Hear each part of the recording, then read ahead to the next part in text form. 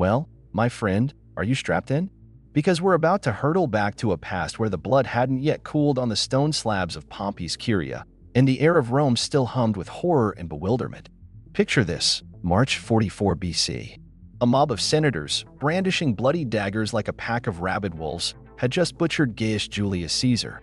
That's Caesar, the dictator, the demigod, the man who was on the verge of launching a grand campaign against the Parthians, dreaming, perhaps, of surpassing Alexander the Great himself. And there he lay, pierced by 23 stab wounds, at the foot of the statue of his old enemy, Pompey the Great. Talk about a cruel twist of fate. Rome froze, as if someone had yanked the plug from the socket powering this gigantic, seething cauldron of passion, ambition, and intrigue. The city sank into an ominous silence, broken only by whispers crawling from house to house, from the forum to the outskirts. Caesar is killed. The dictator is dead. The republic is saved. Or was it? This is where things get really interesting. Because in this turmoil, in this power vacuum where every other senator fancied himself the new Romulus, and every leading general was already calculating if he had enough legions to seize the eternal city, he steps onto the stage. Our hero, or rather, not yet a hero, just a greenhorn, practically a boy, Gaius Octavius the Rhinus. Yes, that was his name before he became Octavian, and then, ultimately, Augustus. He's only 18. 18. At that age, we're usually zipping around on mopeds, trying to pass exams, or hitting on girls at the disco. And this kid? He was in Apollonia, in Illyria, that's modern-day Albania, by the way, diligently grinding away at his studies, learning rhetoric, military affairs, and preparing to accompany his great-uncle, Caesar, on that very Parthian campaign. And then, bam, a messenger. Breathless, pale, with news that must have made the young man's world crumble. Caesar has been killed by conspirators in the Senate. Can you imagine his shock? His world collapsed.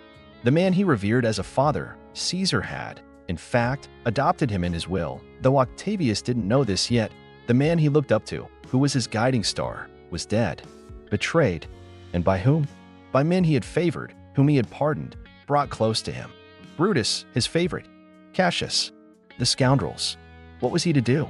His mother, Asia, and his stepfather, Lucius Marcius Philippus, begged him to lie low, to keep his head down. You're young, you have no experience, no troops, no influence. They'll eat you alive as soon as you show up in Rome. Renounce the inheritance, forget about revenge, save your life. Logical? Absolutely. Sensible? Entirely. But Octavius, this seemingly frail, sickly youth with piercing blue eyes, was cut from a different cloth. Even then, in those first hours after the terrible news, it wasn't just an avenger who awoke in him. A politician awoke in him, calculating, cold as a blade, and incredibly, almost supernaturally single-minded. He didn't yet know all the details, didn't know who exactly was behind the conspiracy, what the balance of power was in Rome. But one thing he understood perfectly, sitting on the sidelines was not an option. The name Caesar wasn't just a name. It was a banner. And he, Octavius, had to pick it up. He didn't yet know that Caesar had left him not only his name, but also 3/4 of his colossal fortune. He didn't know that every one of Caesar's veterans would receive 300 sesterces under the will, and every Roman citizen 75 denarii from the dictator's private gardens, now converted into a public park. But he felt it, with an intuition, a sixth sense that would save his life more than once and lead him to the pinnacle of power, that his hour had struck. He gathers his friends, the loyal Marcus Vipsanius Agrippa, a future military and administrative genius, and Quintus Salvidianus Rufus, also a capable soldier, though with a tragic fate ahead, but who was thinking about that then? And they decide, sail to Italy. Immediately. Despite the risk, despite the pleas of his family. He is no longer Gaius Octavius. He is Gaius Julius Caesar Octavianus, the heir, and he is going to Rome not to ask, but to demand. To demand what is his. To demand justice. To demand the blood of the assassins. This boy, whom contemporaries described as short, of delicate health, but with incredible willpower, would make battle-hardened legionaries and gray-haired senators tremble. He would outplay them all, the cunning Cicero, the powerful Mark Antony, the pompous Lepidus. He would drown Rome in the blood of civil wars, but from this bloody chaos, an empire would be born. And he, Octavian, would become its first emperor, Augustus. But all that comes later. For now, It's April 44 BC. A small ship with a handful of brave men approaches the shores of Italy near Brundisium. People are already waiting for him on the shore, and they aren't necessarily friends. Rome is seething. Mark Antony, consul and Caesar's closest associate, at least that's how he presented himself, is trying to seize power. He has taken possession of Caesar's archives, his treasury. He delivered a fiery speech at the dictator's funeral, inciting the crowd to such an extent that the assassins had to flee the city hastily. It seems Antony is the main contender for Caesar's place. He is strong, popular with the army, experienced. Who is Octavian compared to him? A pipsqueak, an upstart. But Antony underestimates this boy, and that will be his fatal mistake. Octavian disembarks, and immediately Caesar's veterans, quartered in Campania, begin to flock to him. They see in him not just the heir to the money. They see in him the living continuation of their adored commander. They see in him the hope of vengeance and the generous rewards Caesar had promised them. And Octavian does not disappoint them. He speaks to them as equals. He makes promises. He swears oaths. And they believe him. He begins to act with an audacity and shrewdness astonishing for his age. He officially adopts the name of Caesar. He announces that he will pay everything bequeathed to the people and the soldiers, even if it means selling all his property. It was a stroke of genius. Antony, who had already managed to squander part of Caesar's money, finds himself in an awkward position. He must either recognize Octavian and hand over the treasury, or declare him an impostor. Antony chooses the latter, trying to portray Octavian as an ungrateful boy going against the will of the Senate and the lawful consul. But public opinion is already on the side of the young Caesar. Not only veterans, but also many members of the Roman nobility, dissatisfied with Antony's arrogance, are drawn to him. And even Cicero, the old republican who hated Caesar the dictator, sees in Octavian a potential weapon against Antony, whom he considers an even greater threat to the republic. Cicero begins to deliver his famous Philippics, speeches denouncing Antony, while simultaneously praising the divine youth Octavian. Of course, Cicero hoped to use Octavian and then discard him like an unwanted toy. The old fox miscalculated. This youth would use and discard anyone himself. A complex political game begins, where the stakes are incredibly high. Octavian, lacking official authority, raises an army with his own money, or rather, with money he borrows against Caesar's future inheritance. This is unheard of audacity, a private army, but the veterans flock to him. They remember Caesar's generosity and believe that his heir will not deceive them. Antony is furious. He tries to declare Octavian an enemy of the state, but the Senate hesitates. Too many sympathize with the young man. Too many fear Antony's growing power. And then there are Caesar's assassins, Brutus and Cassius, who are not sitting idly by. They have fled to the east, where they are beginning to assemble their armies, preparing for a decisive battle. The Republic is cracking at the seams. The air smells of a new civil war. And Octavian, this pale, awkward youth, finds himself at the very center of the storm. He maneuvers, intrigues, promises, threatens. He learns on the fly, soaking up like a sponge the wisdom of Roman politics, where betrayal is commonplace. And today's allies are tomorrow's enemies. He understands that he cannot succeed alone. He needs allies, even if temporary. And he is ready to do anything to achieve his main goal, to avenge Caesar and take his place. Not as a dictator. Oh, no. He is too smart to repeat the mistakes of his great predecessor. He will find another way, a more cunning way, a more sophisticated way. But that will come later. For now, he needs to survive. And to win. The cost is irrelevant. Even then, perhaps, he was trying on the mask he would wear for the rest of his life, the mask of the savior of the fatherland, the restorer of traditions, the first among equals. But beneath this mask would lie an iron will and the cold calculation of a genius of power. In Rome, not yet knowing what fate awaited it, watched with bated breath this clash of titans, in which an 18-year-old boy dared to challenge the most powerful men of his time. This is only the beginning of a long, bloody, and incredibly exciting journey to the top of the world. And believe me, it won't be boring. This is Rome, after all. And in Rome, anything is possible, especially when power over the entire known world is at stake. Octavian understood this better than anyone. He was prepared to pay any price, and he paid it. and made others pay.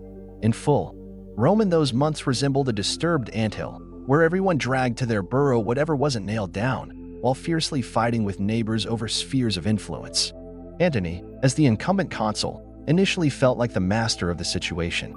He did indeed wield enormous power, control over Caesar's treasury, albeit incomplete, his papers, which he could interpret as he wished, forging or inventing decrees of the late divine Julius. The legions stationed in Italy were largely loyal to him, as he was a renowned commander, Caesar's comrade in arms. But Octavian's appearance threw a wrench in his plans. This boy, as Antony contemptuously called him, turned out to be remarkably sharp for his age. Picture this: Antony, a sort of alpha male, a rough and ready type, accustomed to flattery and obedience, suddenly confronts a cold, polite, but unyielding youth who looks at him with piercing eyes and calmly states, "Uncle Caesar left me his name and fortune. Be so kind as to return what is mine by law." Antony, of course, flew into a rage. What inheritance? What money? He, Mark Antony, savior of Rome from anarchy, would answer to this upstart? Never. He tried to hush it up, brush it aside, even make threats. But Octavian did not back down. He began to act over Antony's head. He appealed to the people, to the veterans. And his words resonated. Caesar's name still held a magical power. And the promise to pay out the legacies, monetary sums from the will, was the best form of persuasion. Octavian did not skimp on promises and, more importantly, began to fulfill them, selling his own property and incurring huge debts. This made an impression. Soldiers, after all, are not an abstract mass. They are specific people who had marched with Caesar through Gaul, Egypt, Spain. They loved their leader and now saw in his young heir hope for justice and a secure old age. And they began to defect to Octavian's side. Whole detachments of them. Antony realized the situation was spiraling out of control. He tried to use force. In the autumn of 44 BC, he moved his loyal legions to Brundisium to intercept troops returning from Macedonia and prevent them from joining Octavian. But here too, an unpleasant surprise awaited him. Two of these Macedonian legions, the Martian and the Fourth, refused to obey Antony and went over to Octavian. This was a serious blow to the consul's prestige. The kid was outplaying him. Meanwhile, in Rome, the Republicans became more active. Cicero, as we've mentioned, saw Octavian as a tool against Antony. He persuaded the Senate to support the young man, granting him official powers, the rank of propraetor, meaning the right to command troops. The Senate, frightened by Antony's ambitions, who was already behaving like a new dictator, agreed. What irony! The senators, many of whom hated Caesar, now supported his heir to crush another Caesarian, Antony. Roman politics isn't chess. It's more like a tangle of venomous snakes, each trying to bite the other. Thus began the so-called Mutinous War, winter 44, spring 43 BC. Antony besieged Decimus Brutus, not to be confused with Marcus Junius Brutus, the chief conspirator, one of Caesar's assassins, in the town of Mutina, modern Medina. Decimus Brutus had been appointed governor of Cisalpine Gaul and refused to cede the province to Antony. The Senate sent an army against Antony under the command of the two consuls, Hirtius and Pansa, as well as Octavian with his legions. And it was here that Octavian first showed himself not only as a cunning politician, but also as a capable military leader. Although, in fairness, the consular armies bore the brunt of the fighting. In several battles near Mutina, Antony's army was defeated. He himself barely escaped and fled across the Alps to another Caesarian, Marcus Aemilius Lepidus, governor of Narbonese Gaul and nearer Spain. A victory? Yes, but at what cost? Both consuls, Hirtius and Pansa, died in these battles. Rumors spread through Rome that Octavian had a hand in this, to get rid of competitors and remain the sole commander of the victorious army. There's no proof, of course, but knowing our hero, one might assume there's no smoke without fire. He was capable of anything. And here Octavian makes his first truly audacious move. The Senate, having rid itself of the threat of Antony with Octavian's help, decided that the boy could now be written off. He was denied a triumph, and they wanted to disband his soldiers. Yeah, right. Octavian, who by then was only 19, demanded the consulship for himself. The Senate, naturally, refused. A 19-year-old consul? Unheard of. Then Octavian did what he had learned from his great uncle. He marched his 8 legions on Rome. In August 43 BC, he entered the city without a fight. The terrified senators immediately elected him consul, along with his distant relative Quintus Pedius. The first thing Octavian consul did was pass a law outlawing Caesar's assassins. Revenge began to take concrete shape, but Octavian understood that he couldn't deal with Brutus and Cassius alone, who had gathered a huge army in the east, nearly 20 legions. He needed an ally, and that ally, strangely enough, became his recent enemy, Mark Antony. Yes, politics is a cynical business. Antony, having joined forces with Lepidus, returned to Italy at the head of a powerful army. Instead of fighting, Octavian entered into negotiations. In November 43 BC, on a small island in the middle of the Reno River, near Bologna, the three most powerful men in Rome met: Octavian, Antony, and Lepidus. They formed the so-called Second Triumvirate, an official alliance for 5 years for the ordering of the state. In effect, it was a collective dictatorship of 3 men who divided power over Rome and the provinces among themselves. Lepidus, as the weakest and least ambitious, received more of a consolation prize.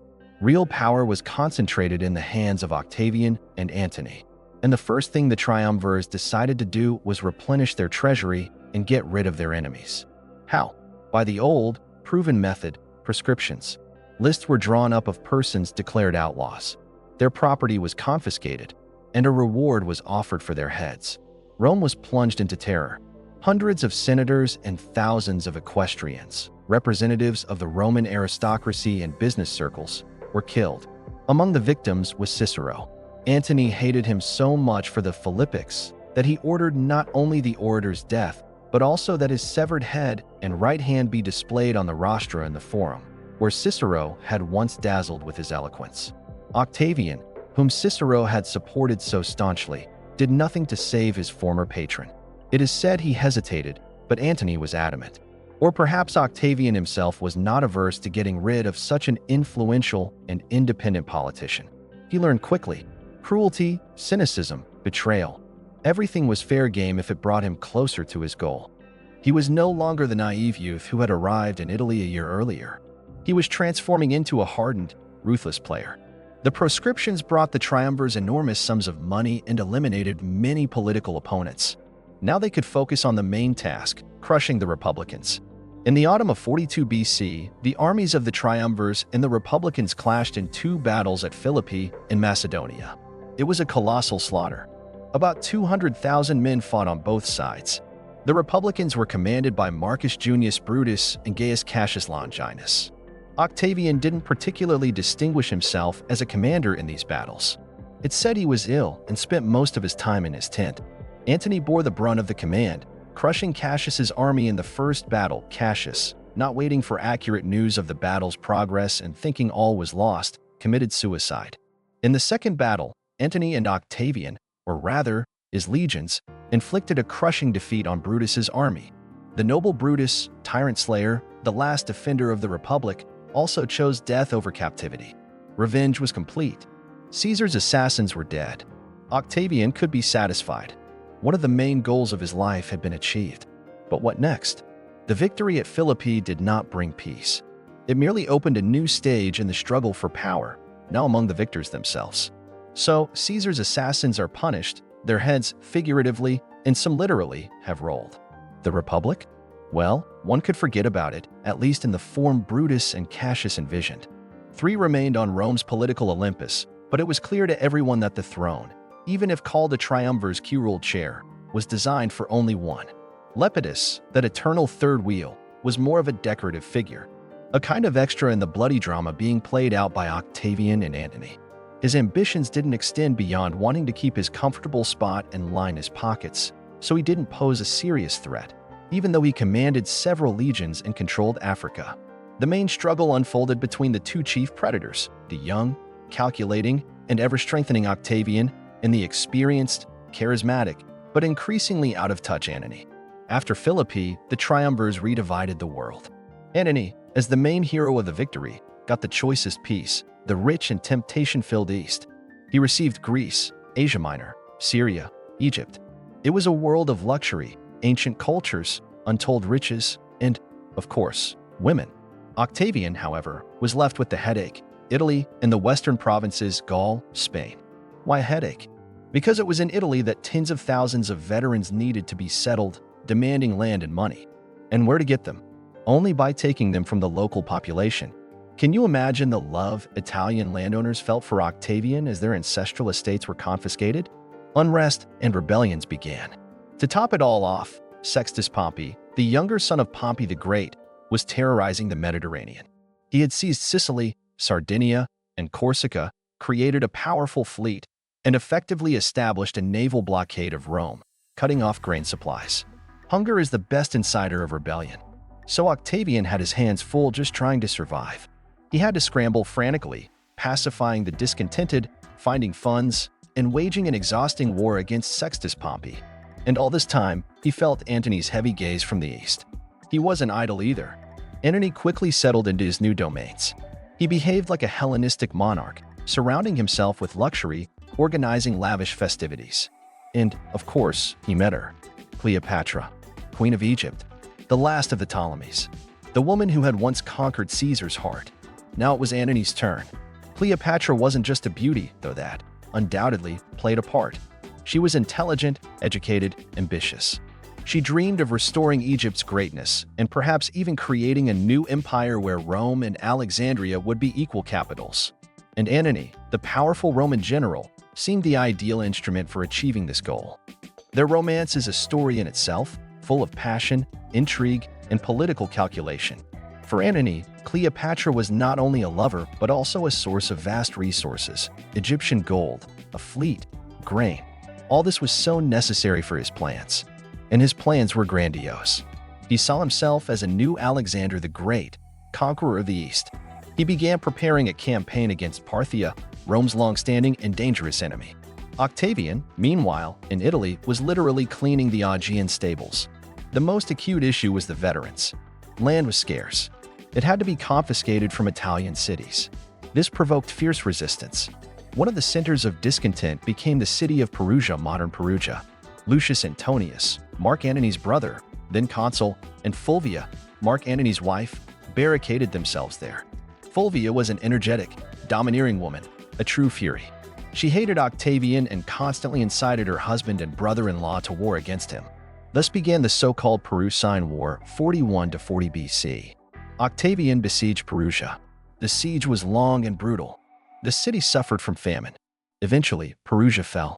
Octavian showed mercy to Lucius Antonius. He was, after all, the brother of his ally rival, but severely punished the city's inhabitants. The city was looted and burned. Fulvia fled east to her husband. This victory strengthened Octavian's position in Italy, but further strained his relations with Antony. He was furious at the humiliation of his brother and wife. A new civil war seemed inevitable. But then the soldiers intervened. The veterans of both armies did not want to fight each other. They were tired of endless wars. Under their pressure, Octavian and Antony met in Brundisium, autumn 40 BC, and concluded a new peace treaty. To seal the alliance, Antony, whose wife Fulvia had just conveniently died from illness, they said, but who knows, married Octavia, Octavian's sister. Octavia was the complete opposite of Fulvia and Cleopatra, a virtuous, modest Roman matron. It seemed peace was restored. The triumvirs redivided the provinces. Antony kept the east, Octavian the west. Lepidus was left with Africa. Sextus Pompey, who continued his piracy at sea, was left untouched for the time being. They even concluded a temporary truce with him at Misenum, 39 BC, recognizing his authority over Sicily, Sardinia, and Corsica. But this was only a temporary respite. The contradictions were too great, the ambitions too strong. Octavian used this breathing space to consolidate his power in the West. He gradually got rid of undesirable people, placing his supporters in key positions. His right-hand man remained the loyal Agrippa, who proved to be not only a talented commander but also a brilliant organizer. It was Agrippa who began the construction of a new port near Naples and the creation of a powerful fleet to deal with Sextus Pompey. Antony, meanwhile, sank deeper into Eastern luxury in the embrace of Cleopatra. He returned to Alexandria, where the Egyptian queen awaited him. Their liaison became increasingly scandalous in the eyes of the Romans. Antony began to behave like an Eastern despot. He distributed Roman provinces to Cleopatra's children. They had 3 children. twins Alexander Helios and Cleopatra Selene, and a younger son Ptolemy Philadelphus. He staged lavish ceremonies where he appeared as the god Dionysus and Cleopatra as the goddess Isis. All this caused indignation in Rome. Octavian skillfully used this in his propaganda. He portrayed Antony as a betrayer of Roman traditions, as a man who had fallen under the pernicious influence of the Egyptian harlot, who dreamed of conquering Rome and moving the capital to Alexandria. In 37 BC, the triumvirate was renewed for another 5 years. But this was already a pure formality. Everyone understood that the decisive clash was inevitable. Octavian methodically prepared for it. He strengthened his army, built his fleet. In 36 BC, Agrippa finally defeated Sextus Pompey's fleet at the Battle of Naulochus. Sextus himself fled to the east, where he was later killed on the orders of one of Antony's commanders. The naval threat was eliminated. In the same year, Octavian also got rid of Lepidus. He had tried to assert his independence, to challenge Octavian's authority over Sicily. But his legions defected to Octavian. Lepidus was stripped of all powers except the title of Pontifex Maximus, chief priest of Rome, and sent into honorable exile, where he lived out his days without interfering in politics. Now there were only two of them: Octavian, master of the entire West; Antony, ruler of the East. And between them lay an abyss of mutual hatred, mistrust, and opposing political courses. Rome held its breath, awaiting the final, most terrible civil war. A war that would decide who would become the sole ruler of the vast Roman state. Octavian, this cold-blooded player, was ready. He had waited a long time for this moment, and he was not going to miss his chance. He knew that Antony, despite all his military glory and the resources of the East, was making one mistake after another. And Octavian did not forgive mistakes, especially those made by others. He was a master of political intrigue, and his propaganda machine was working at full steam, creating the image of Antony the traitor and himself as the savior of Rome. It was an art perfected, and it bore fruit. The confrontation between Octavian and Antony reached its peak. It was not just a struggle between two ambitious leaders, it was a clash of two worlds, two civilizational models. On one side, Octavian, personifying, at least in his propaganda, old Roman virtues, loyalty to tradition, moral austerity, the interests of Italy and the West. On the other, Antony, increasingly transforming into an Eastern monarch, surrounded by luxury, adulation, and, most alarmingly for the Romans, under the thumb of a foreign queen, Cleopatra. Octavian played masterfully on these sentiments. Every piece of news from the East, every rumor about the behavior of Antony and Cleopatra, was immediately picked up and amplified by his agents. Romans were told how Antony appeared at banquets dressed as Dionysus, how he recognized Caesarion, Cleopatra's son by Caesar, as the legitimate heir of the great dictator, how he gifted Roman provinces to his children by the Egyptian woman. This was unheard of. Roman lands, conquered by the blood of legionaries, being given away to some half-Egyptian bastards. Antony, in turn, tried to counterattack. He accused Octavian of usurping power, of cruelty, of illegally eliminating Lepidus and Sextus Pompey. He reminded everyone of his contribution to the victory over Caesar's assassins.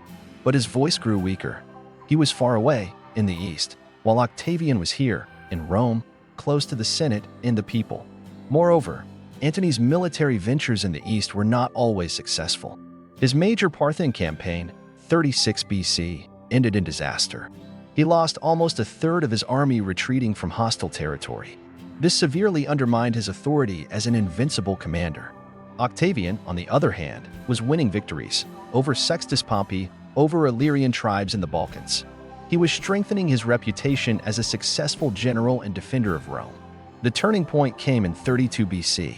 The term of the triumvirate expired, and no one intended to renew it. Relations between the former allies were strained to the breaking point. Antony made another fatal mistake. He officially divorced his wife Octavia, Octavian's sister, who had remained in Rome all these years, behaved impeccably, and even raised Antony's children by Fulvia.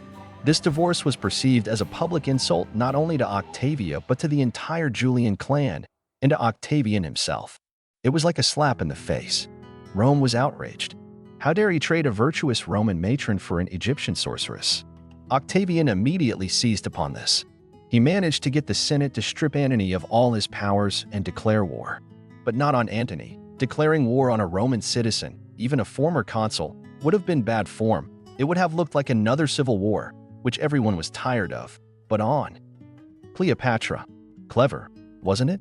The war was presented not as an internal conflict, but as the defense of Rome against foreign aggression, against a treacherous queen who supposedly wanted to enslave the Eternal City. All of Italy, followed by the western provinces, swore allegiance to Octavian.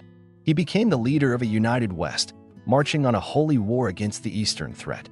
And to completely discredit Antony in the eyes of the Romans, Octavian took an unprecedented step. He illegally unsealed and read out Antony's will in the Senate, which Antony had stored with the Vestal virgins in Rome. The contents of the will were shocking. Antony confirmed all his gifts to Cleopatra and her children, recognized Caesarion as Caesar's son, and, most importantly, asked to be buried not in Rome, but in Alexandria, next to Cleopatra. This was the last straw. Even those who still sympathized with Antony turned away from him. He had definitively become a traitor, a puppet in the hands of the Egyptian queen. Now war was inevitable. Two huge armies, two powerful fleets, prepared for the decisive battle. Antony and Cleopatra assembled their forces in Greece. They had about 500 warships, mostly large and heavy, and about 100,000 infantry. Octavian and his loyal Agrippa, who commanded the fleet, had about 400 ships, but lighter, more maneuverable, and with better trained crews, and roughly the same number of land troops. The decisive battle took place on September 2nd, 31 BC, off Cape Actium on the western coast of Greece. It was one of the largest naval battles of antiquity. Initially, Antony and Cleopatra had the upper hand. Their heavy ships, veritable floating fortresses, seemed invulnerable to Octavian's lighter Liburnians. But Agrippa employed a new tactic. He didn't try to board or ram Antony's giants, but surrounded them, bombarded them with incendiary projectiles, and disabled their oars and rudders. At the height of the battle, when its outcome was still unclear, something strange happened. Cleopatra, on her flagship, Antoniad, along with 60 Egyptian ships, suddenly broke off from the engagement and headed south towards Egypt. Antony, seeing this, abandoned his fleet and army and pursued her in a swift quinquereme. What was it? Cowardice? A pre-planned escape? Or could Antony simply not bear the thought of being separated from his beloved? Historians still debate it to this day. But the fact remains, Antony's fleet, left without a commander, was demoralized and soon suffered a crushing defeat. Some ships were sunk, some burned, some surrendered. Antony's land army, abandoned by its leader, waited on the shore for a week, hoping for his return, and then defected to Octavian. It was the end. The victory at Actium made Octavian the sole ruler of the Roman state. The path to absolute power was open, but one task remained: to finish off Antony and Cleopatra. Octavian did not rush. He spent the winter in Greece, putting affairs in the East in order, and in the spring of 30 BC, he advanced on Egypt. Antony and Cleopatra tried to organize resistance, but their forces were exhausted. Antony's legions defected to Octavian one after another. When Octavian's troops approached Alexandria, Antony received false news of Cleopatra's death. In despair, he fell on his sword. The dying Antony was brought to Cleopatra, who had taken refuge in her mausoleum, and he died in her arms. Cleopatra fell into Octavian's hands. He wanted to parade her in chains through the streets of Rome during his triumph. It would have been a magnificent spectacle, but the proud queen chose death over dishonor. According to legend, she died from the bite of an asp, secretly brought to her in a basket of fruit. Whether this was true or not, we will never know. But her death spared Octavian many problems. Egypt was turned into a Roman province, and not an ordinary one, but Octavian's personal domain, governed by his prefect. The wealth of the Ptolemies flowed into the Roman treasury, allowing Octavian to generously pay his veterans and organize lavish celebrations in Rome. Octavian ordered Caesarion, the son of Cleopatra and Caesar, to be killed. "Too many Caesars is no good," he supposedly said. Antony and Cleopatra's children were spared and raised with Octavius' children. Thus ended the last civil war of the Republic. Octavian returned to Rome in 29 BC as a triumphant victor. He was at the pinnacle of power. He was only 33 years old. The entire Roman state, from Britain to the Euphrates, from the Rhine to the deserts of Africa, lay at his feet. But now he faced an even more difficult task: how to hold on to this power and how to manage this enormous machine without repeating Caesar's mistakes and becoming another dictator who would sooner or later be assassinated. Octavian was too smart for that. He was preparing his most important, most cunning political spectacle, the restoration of the Republic. In Rome, exhausted by decades of civil wars, was ready to believe any fairy tale as long as it brought peace and stability. Octavian was going to give them that fairy tale, and it proved to be surprisingly enduring. Having returned to Rome after the final victory over Antony and Cleopatra, Octavian found himself in a position no Roman politician since Sulla could have dreamed of, and even Sulla, perhaps, did not possess such boundless authority and real power. The entire world, at least the world that mattered to the Romans, lay at his feet. The legions were loyal to him, the treasury was bursting with Egyptian gold, and his political opponents were either dead, intimidated, or had defected to his side. The people idolized him as a savior from the horrors of civil war, as the man who had brought long-awaited peace. It would seem he could simply take the title of king or dictator and rule to his heart's content. But Octavian was not so simple. He remembered very well the fate of his great-uncle, Julius Caesar. Caesar was a genius, but he too openly displayed his aspiration for sole power. Too much did he disregard republican forms and traditions. And for that, he paid with his life. Octavian had learned this lesson by heart. He understood that the Romans, especially the senatorial aristocracy, were terrified of the word King Rex. To them, this word was like a red rag to a bull. It was associated with the tyranny of Tarquin the Proud and the expulsion of kings in time immemorial.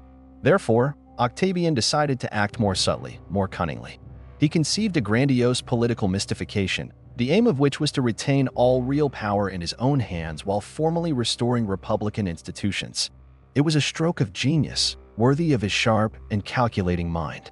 He began in 28 BC, together with his loyal ally Agrippa, by conducting a census of senators, expelling from the Senate the most odious and unworthy individuals, those who had entered it during the turbulent times of civil wars. Simultaneously, he filled the Senate with his supporters from the Italian nobility and loyal military commanders. Thus, he obtained an obedient and loyal Senate. Then, on January 13, 27 BC, at a Senate meeting, Octavian made his famous first step. He solemnly announced that he was relinquishing all extraordinary powers of a triumvir and returning the republic to the power of the Senate and the Roman people. Can you imagine the scene? Senators, many of whom owed him their lives and positions, leap to their feet, applaud, shout bravo, and implore him not to abandon the state to its fate. Of course, this was all a well-orchestrated performance. Octavian reluctantly agreed to stay, but not as a dictator, rather as princeps senatus, first among equals. He retained consular powers. He was elected consul year after year, as well as control over a number of key provinces where the main legions were concentrated: Spain, Gaul, Syria, Egypt. Formally, he governed these provinces as a proconsul, but his term of office was unusually long, 10 years. 3 days later, on January 16th, the Senate presented him with another gift, the honorary title Augustus, meaning revered, sacred. This title conferred no specific rights, but it placed Octavian above all other citizens, giving him a sacrosanct, almost divine status. From then on, he became known to history as Octavian Augustus. Furthermore, 2 laurel wreaths, a symbol of victory, and a civic crown, corona civica, a wreath of oak leaves awarded for saving citizens' lives, were hung on the doors of his house on the Palatine Hill. These were symbols of his role as savior of the fatherland. Thus began the era that historians call the Principate. Formally, the Republic continued to exist. Consuls, praetors, and tribunes of the people were elected, the Senate convened and passed laws, and popular assemblies voted. But all real power was concentrated in the hands of Augustus. He controlled the army, finances, and foreign policy. He could influence the election of magistrates and recommend his candidates. His opinion in the Senate was decisive. He was the informal head of state, yet he diligently avoided any titles that might arouse suspicion of monarchical aspirations. He preferred to call himself princeps, first citizen, or imperator, in the original meaning of the word, victorious general, commander-in-chief. This latter title eventually gave its name to the new form of government, the empire. In 23 BC, Augustus took the next important step in formalizing his power. He declined annual election as consul. It was too conspicuous. But in return, he received lifelong tribunician power, tribunicia potestas, and supreme proconsular power, imperium proconsulare meus. What did this mean? Tribunician power gave him the right to convene the Senate and popular assemblies, to propose legislation, to veto the decisions of other magistrates, and most importantly, his person was declared sacred and inviolable. Any assault on a tribune of the people was considered sacrilege. This was the very power once wielded by the defenders of the plebs, the Gracchi brothers. Now it had become an instrument in the hands of a sole ruler. Supreme proconsular power meant that his authority as commander-in-chief extended over all provinces, even those formally governed by the Senate. That is, he could intervene in the affairs of any province and issue orders to any governor. Thus, Augustus, without holding any extraordinary offices or formally violating republican laws, concentrated enormous, virtually unlimited power in his hands. It was an ingenious system that allowed him to rule like a monarch while remaining the first among equals. He himself, in his Deeds of the Divine Augustus, Residential Gesti Divi Augusti, a kind of political testament inscribed on bronze pillars at his mausoleum, wrote, "After this time, I excelled all in authority, Octoritas, but I possessed no more power, Potestas, than others who were my colleagues in magistracy." The old fox was being disingenuous, of course. His authority was backed by dozens of legions and immense wealth. But formally, he was correct. Augustus was very careful about his image. He lived modestly, compared to other wealthy Romans. His house on the Palatine Hill was not particularly luxurious. He dressed like an ordinary senator, walked the streets of Rome without a large guard, was accessible to citizens, and listened to their requests and complaints.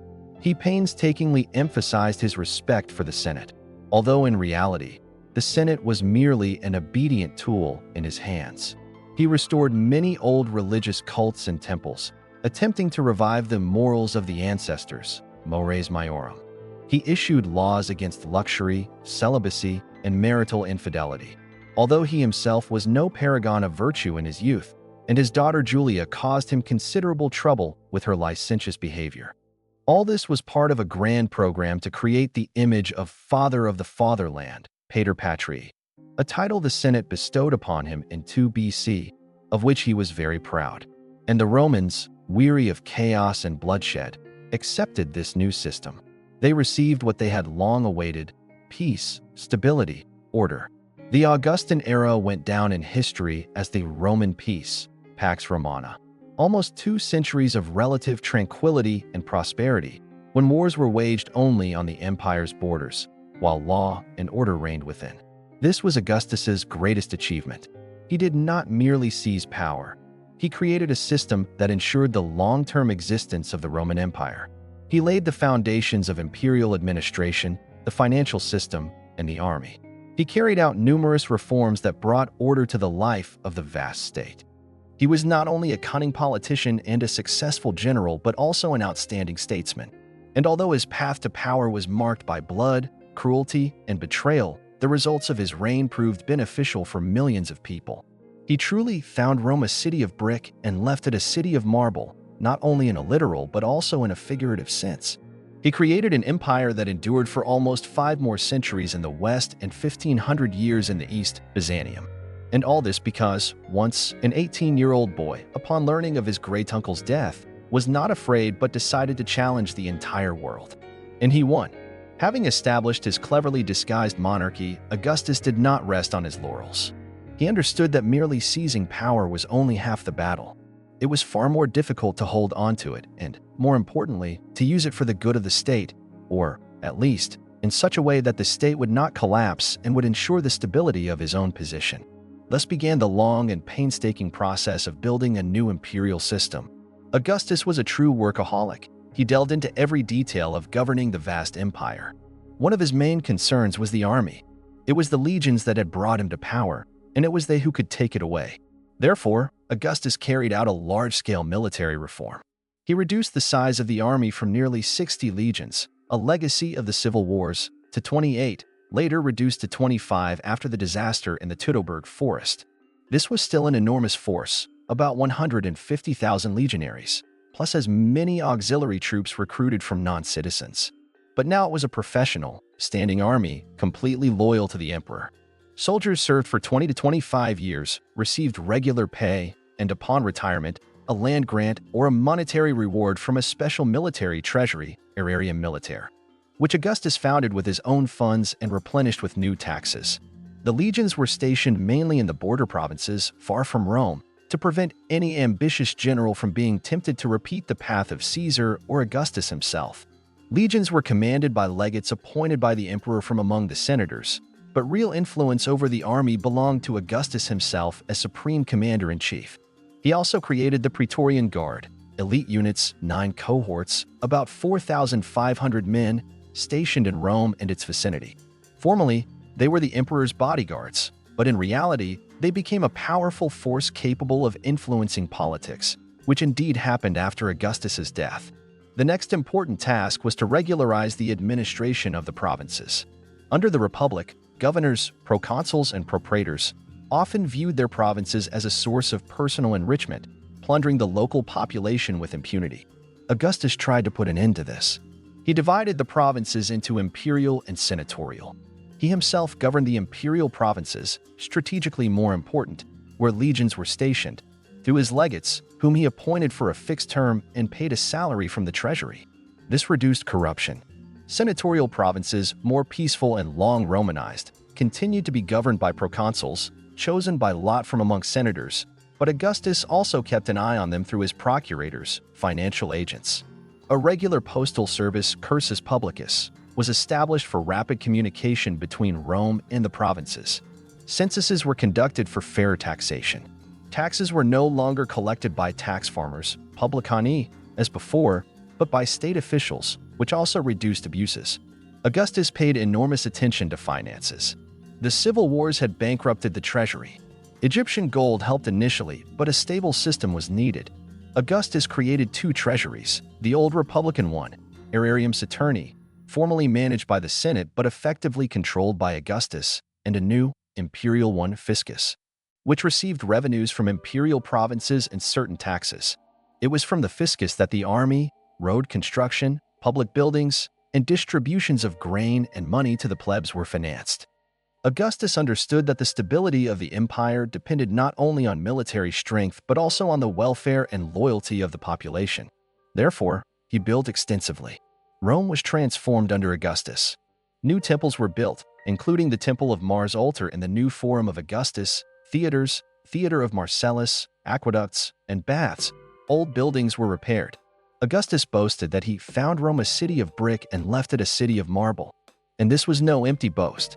He also took care of Rome's food supply, Annona, and organized lavish games and distributions for the people, panem et circenses, bread and circuses. This ensured his popularity among the common folk. But Augustus did not forget about the moral fiber of the Romans. He was concerned about the decline in morals, the erosion of family values, and the falling birth rate among native Romans. He issued a whole series of laws, leges Julii, aimed at strengthening marriage and the family. Penalties for adultery were introduced, large families were encouraged, and the rights of the unmarried and childless were restricted. True, these laws did not always achieve their goal and were often circumvented. Even Augustus's own daughter, Julia, was exiled by him for her promiscuous behavior. This was a heavy blow to the aging emperor, who was so zealous about morality. The Augustan era became the golden age of Roman literature. The emperor and his close friend and ally, Gaius Julius Maecenas, whose name became synonymous with a patron of the arts, supported poets and writers. Virgil created the epic poem Aeneid, which glorified the legendary origins of Rome and the Julian family. Horace celebrated Roman virtues and Augustus's wisdom in his odes. Ovid wrote elegant poems about love, though his art of love so displeased Augustus that the poet was sent into exile on the shores of the Black Sea. Livy created his monumental History of Rome from its foundation. These works not only adorned the era but also served as ideological justification for the new regime, glorifying the greatness of Rome and the wisdom of its ruler. Augustus's foreign policy was aimed at strengthening the empire's borders and ensuring peace. He refrained from further major conquests after the disaster in the Teutoburg Forest in 9 AD, where Germans under Arminius annihilated 3 Roman legions led by Varus. Augustus vowed not to expand the empire beyond the Rhine. The borders were fortified along the Rhine and Danube in Europe and along the Euphrates in the east. Peace was made with Parthia, and the Parthians even returned the Roman standards captured from Crassus and Antony. This was presented as a great diplomatic victory. Augustus created a system of buffer client kingdoms on the borders, which served as a kind of shock absorber. He sought not so much the expansion of the empire as its internal consolidation and security. The Roman peace, Pax Romana or Pax Augusta, became the main achievement of his reign. Nearly 2 centuries of relative peace and stability allowed the economy, culture, and Romanization of the provinces to flourish. People forgot the horrors of civil wars. They grew accustomed to living under the rule of a single leader who provided order and justice, or at least the appearance of justice. Of course, this system was not perfect. The emperor's power was absolute, though cloaked in republican garb. The Senate lost its real significance. Freedom of speech was limited. But for the majority of the empire's population, these trifles were insignificant compared to peace, security, and prosperity. Augustus ruled for a long time, 41 years from 27 BC to 14 AD. During this time, he accomplished a great deal. He laid the foundation of the Roman Empire, a foundation so strong that it lasted for centuries. He created a system of government that continued to function after him. He was not merely a lucky adventurer who seized power. He was a great statesman, one of the most significant in world history. His reign was an entire epic, a time of change, a time of the formation of a new civilization. And although his methods were not always impeccable, his legacy is immense. He truly changed the world. He was the architect of the Roman Empire. And this boy avenger, who became Augustus, left behind a mark that has not faded to this day. His reforms, his laws, his buildings, his Roman peace, all this became the basis for the further development of European civilization. Augustus's reign, so long and, on the whole, successful, was not, however, without personal tragedies and worries. One of his main headaches, especially in his later years, was the question of succession. After all, he had created a system where all power was essentially concentrated in the hands of one man. And who was to inherit this power after his death? Augustus had no biological sons. His only child, his daughter Julia, as we know, brought him more grief than joy. Therefore, Augustus had to look for an heir among his closest relatives. It was a whole series of hopes and disappointments. Initially, he placed great hopes on his nephew, Marcus Claudius Marcellus, the son of his sister Octavia. Augustus married him to Julia and gave him important posts. It seemed he was the future successor. But Marcellus died very young in 23 BC. This was the first blow. Then Augustus brought his loyal friend and ally, Marcus Vipsanius Agrippa, closer to him. He also married him to the widow Julia. Agrippa was a man of action, a talented general and administrator. He shared many of the burdens of rule with Augustus. From the marriage of Agrippa and Julia, 3 sons were born: Gaius Caesar, Lucius Caesar, and Agrippa Posthumus, born after his father's death.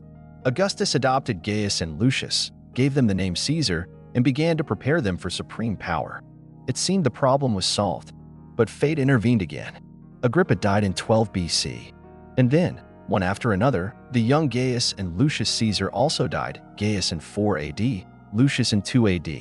These were terrible blows for the aging Augustus. He was losing not only potential heirs but also beloved grandsons. Agrippa Posthumus still remained, but he had a bad temper, was coarse and ungovernable. Augustus had to exile him to the island of Planasia, where he was killed immediately after Augustus's own death. It is unclear on whose orders.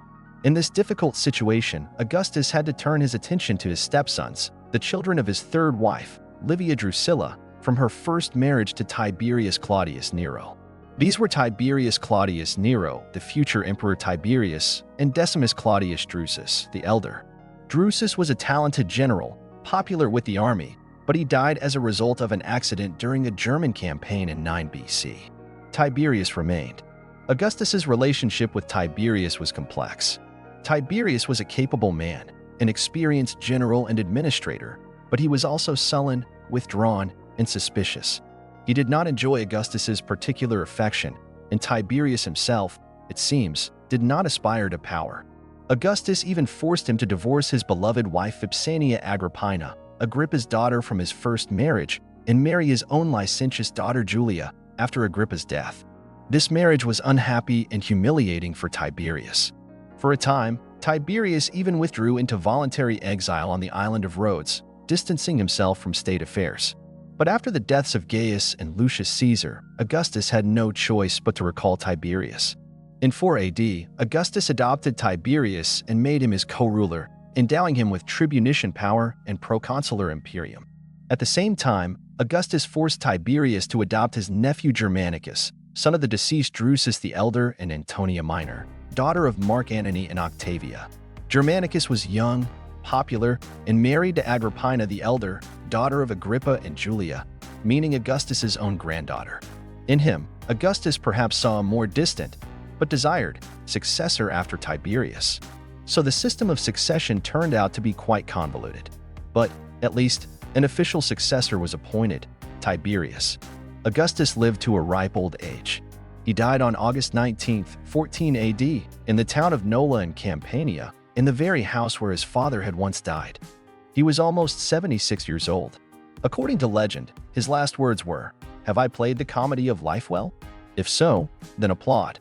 And he also asked those standing nearby how his great-granddaughter Livilla, daughter of Drusus the Younger, son of Tiberius, was, whether she was ill. Even on his deathbed, he thought of his family, of the continuation of his line. After his death, the Senate deified him. He received the title Divine Augustus Divus Augustus. His body was transported to Rome with honors and cremated on the Campus Martius. His ashes were placed in the grandiose mausoleum he had built for himself. Power passed peacefully to Tiberius. The system created by Augustus had withstood its first test. Augustus left behind an immense legacy. He ended the era of civil wars and established the Roman peace. He created a new form of government, the Principate, which ensured the stability and prosperity of the Roman state for 2 centuries. He carried out numerous reforms in the army, finances, and provincial administration. He transformed Rome, turning it from a city of brick into one of marble. He patronized science and the arts, and under him, the golden age of Roman literature flourished. But most importantly, he laid the foundations of the Roman Empire, which became one of the greatest states in human history and exerted an enormous influence on the subsequent development of European civilization. His path to power was long, difficult, and bloody. He was a ruthless avenger, a cunning politician, and a calculating schemer. But he was also a great statesman who managed to create order out of chaos, an empire out of ruins. He was not a perfect man, but he was a genius of power. And his story is the story of how one man, starting with revenge for a murdered relative, was able to change the course of history and create an empire that lasted for centuries. This is the story of Octavian Augustus, the boy avenger who became the first Roman emperor. And this story, my friend, still takes your breath away with its scale, drama, and incredible force of human will. He truly played his part in the comedy of life brilliantly, and history's applause is assured for him. Let's ponder a little more on what he was like, this Augustus, behind the scenes of official portraits and laudatory odes. We see him as calculating, at times cruel, incredibly determined. But did he have other traits? Contemporaries noted his astonishing self-control.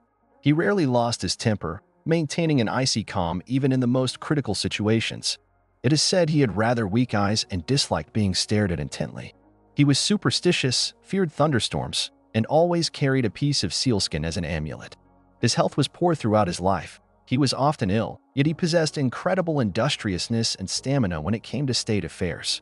He was not a great orator like Cicero, nor a brilliant natural-born general like Caesar or Agrippa. His speeches were meticulously prepared. He even wrote them down beforehand to avoid saying too much. In battles, he relied more on his talented commanders, though he himself demonstrated personal courage on more than one occasion, especially in his youth.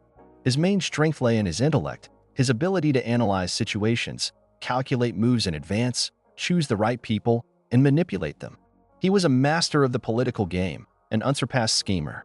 He knew how to wait, to bide his time for the right moment, and then deliver a precise and crushing blow. He was a man of his word, but only when it suited him.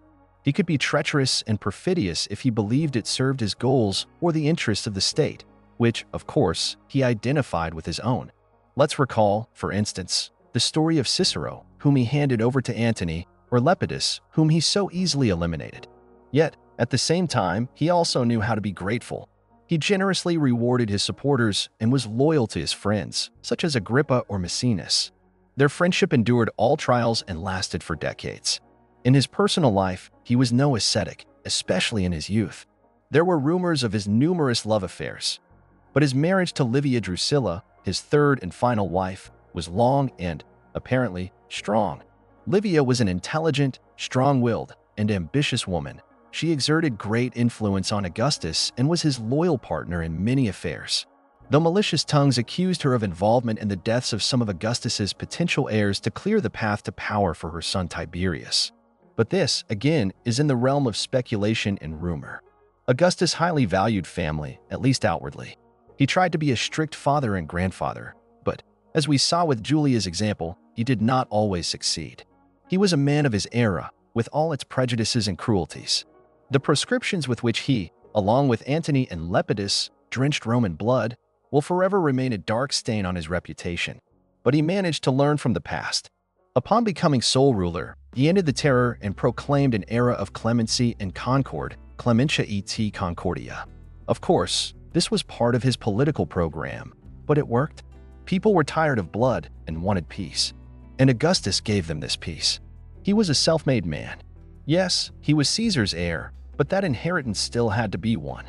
And he did it, being very young, with neither experience nor resources. He went through fire and water of civil wars, through betrayals and alliances, through victories and defeats. And he emerged victorious from it all. His transformation from Gaius Octavius, a sickly student from Apollonia, into the divine Augustus, ruler of a vast empire, is one of the most astonishing success stories in world history. He was not just a ruler, he was the architect of a new era. He laid the foundations of the Roman Empire, which determined the development of Europe for many centuries to come. His administrative system, his legal norms, his urban planning principles, his Roman peace, all these had an enormous influence on subsequent generations. Even the very concepts of emperor and empire in our modern understanding largely originate from Augustus. He created a model of sole rule, cloaked in republican forms, which proved to be very resilient and was reproduced in various forms throughout history. Of course, his reign was not a golden age for everyone. There were dissatisfied and repressed individuals.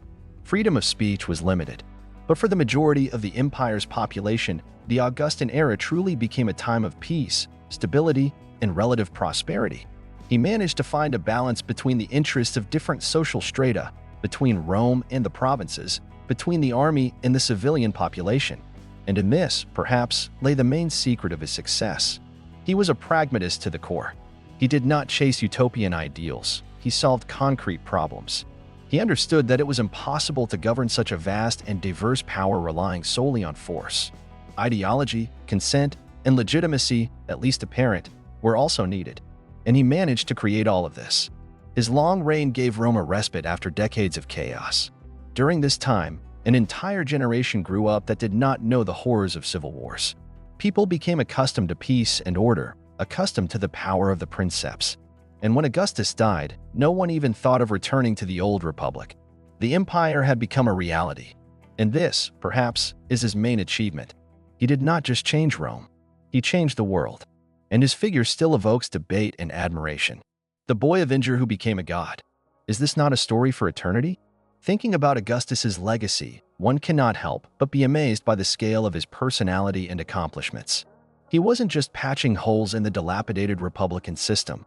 He essentially built an entirely new edifice on the old foundations while preserving the facade so as not to overly shock conservative Romans.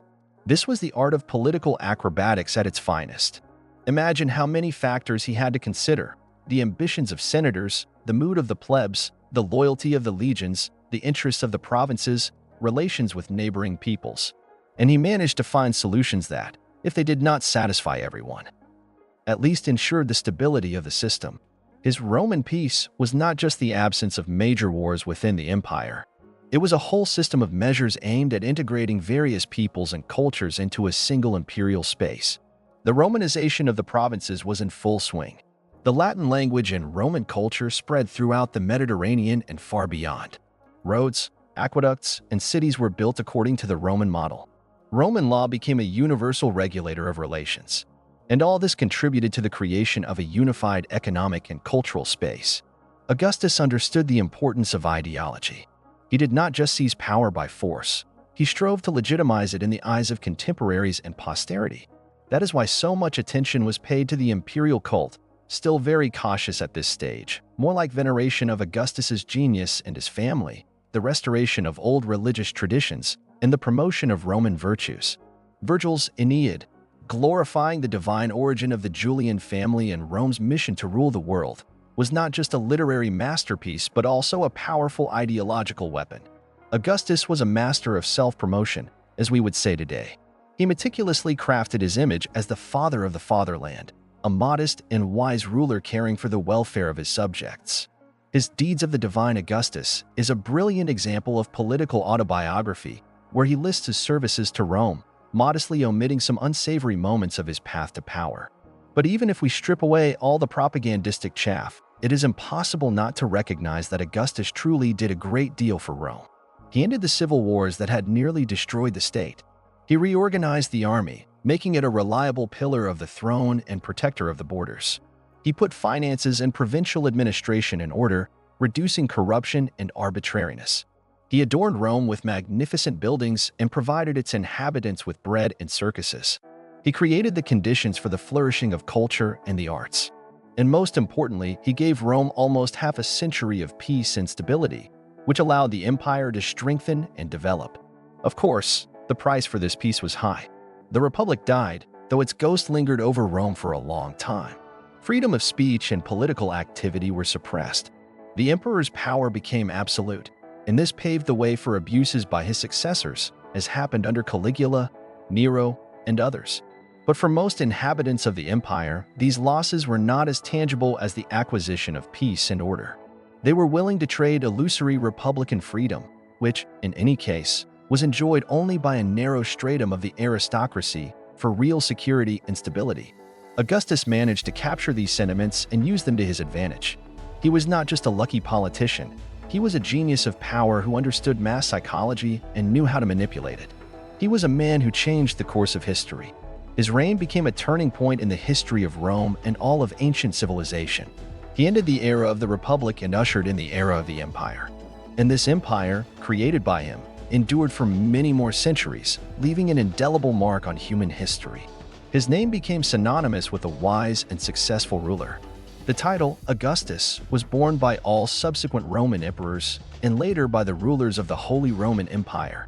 His legacy is alive to this day, in our law, our architecture, our languages, in the very idea of a united Europe.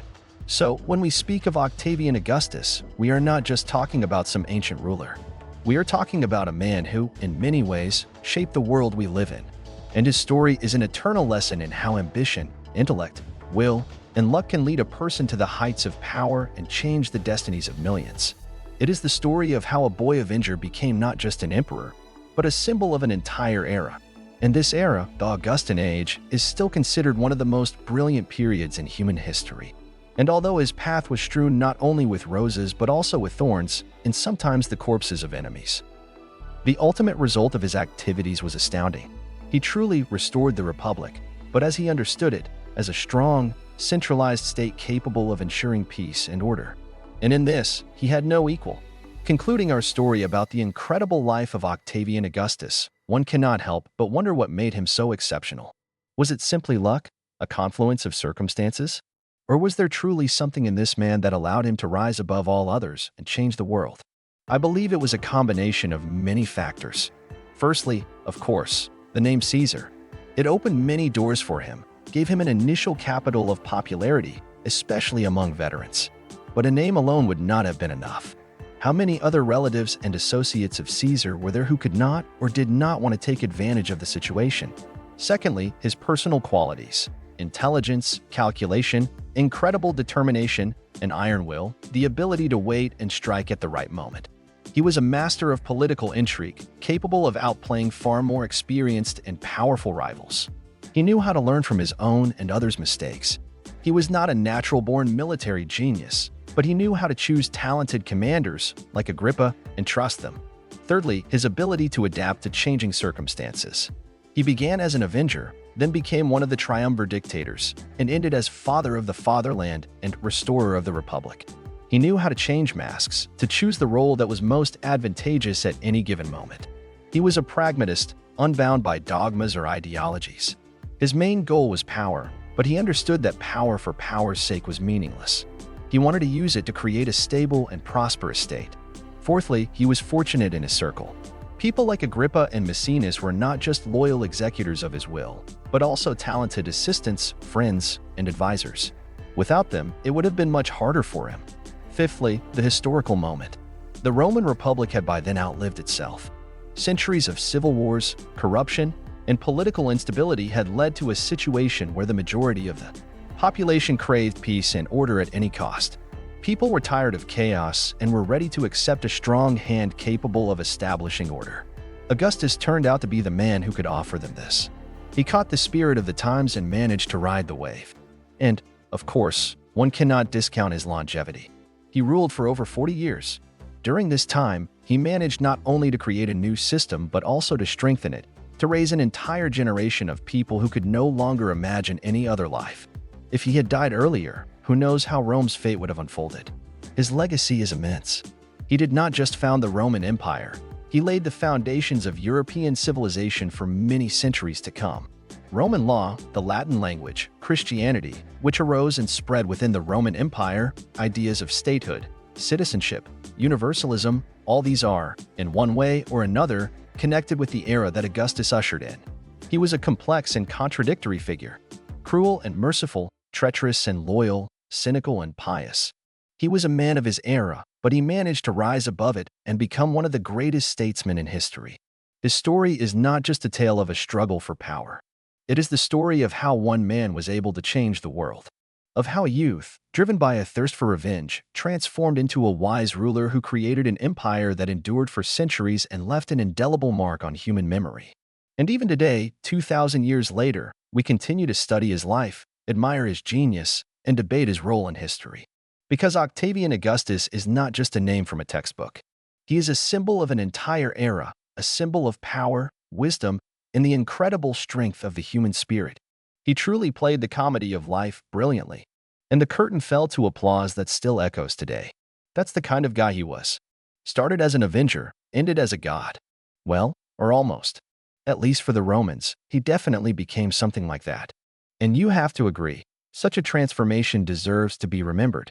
It wasn't just a life. It was a masterpiece of political art, etched onto the tablets of history.